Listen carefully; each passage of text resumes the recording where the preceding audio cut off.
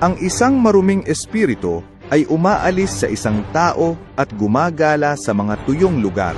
Kapag hindi ito nakatagpo ng kapahingahan, sinasabi nitong, "Babalik ako sa aking bahay kung saan ako nagmula." Pagkatapos nitong bumalik, natagpuan nito ang bahay na ang ibig sabihin ay ang puso ng isang tao na walang laman dahil wala ang presensya ng Diyos. Pagkatapos, nagsasama ito ng 7 pang espiritu higit na masama kaysa rito upang sabay-sabay na pumasok sa lugar na iyon.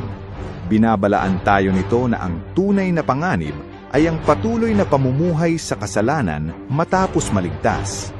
Ang mga naniniwala sa Panginoon ngunit sadyang nagpapatuloy sa pagkakasala at iniibig ang sanglibutan ay magdurusa ng dobling pinsala mula sa dyablo.